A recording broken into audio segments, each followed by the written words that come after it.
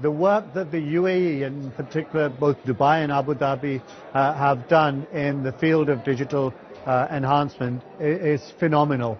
And that matches with India's own work in the space of digital India and the way in which India has really leapfrogged technological bounds to get to where it is now. And therefore, that's a very, very natural collaboration. And we heard the UAE's Digital Economy Minister and AI Minister, Omar Al-Alama, who's a great friend of India Global Forum over several years, talk about the collaboration between those the two countries.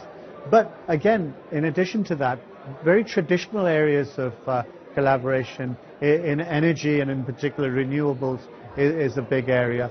Food security has become another area of great interest, and you had a number of conversations around how India and the UAE can work towards regional food security.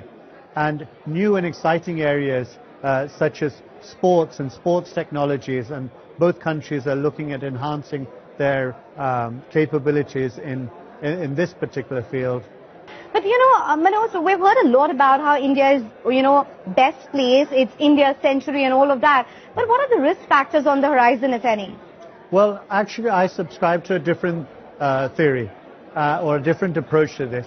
Yes, we have the potential. India has the opportunity, but there's a lot of hard work and a lot of graft that Indian business will have to do in order to ensure that its place and it takes its opportunities forward, because there's a lot of competition out there. You've seen with the results of the US elections where there's now going to be a huge push for Make in America. India, of course, and the Prime Minister has had a huge amount of emphasis on Make in India. The European economies are again looking a little more inward, and therefore we're going to have to make a lot much more effort in order for there to be collaboration between different countries around the world.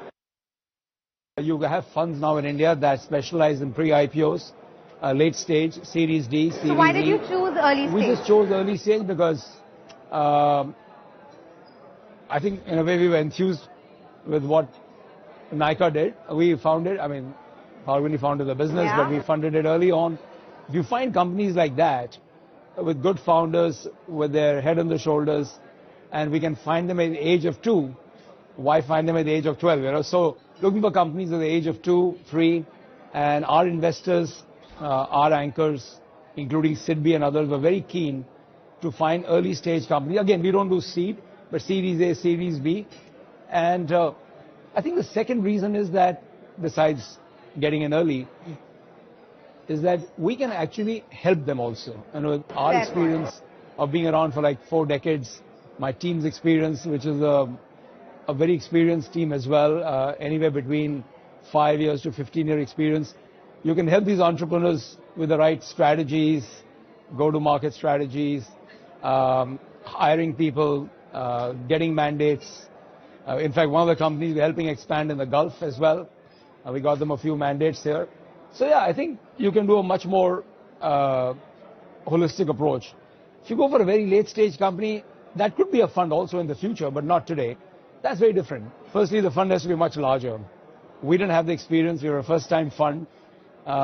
We got 175 million. So with that, you can't do deals of more than $5, $6, $8 million a piece. Yeah, and I think late stage you could do. Raise another fund for that, but not this fund. Okay, fair enough. And just last quick question before I let you go. Where are you in that fund cycle? Fully deployed? Or you're looking at raising one soon? Because I know you just raised one round. We just finished raising it last year. Yeah. It was a very quick raise because obviously a couple of the large HNI families backed it, including our seniors from KKR and then SIDBI and others. We have, I think, put money to 6 companies. Okay. One is a second round, so 7 investments. We are close to signing 2 more. And with that, I think we would be about just 22-24% done. Oh, so we have a long way to go. Yeah, I would say another 2 years. And I'm sure there are enough opportunities available.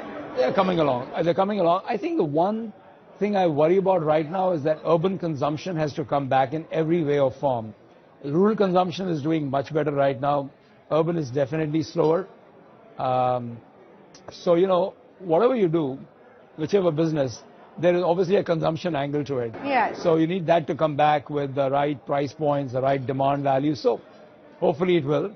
And there's no better market than India today. So we have no reason to worry.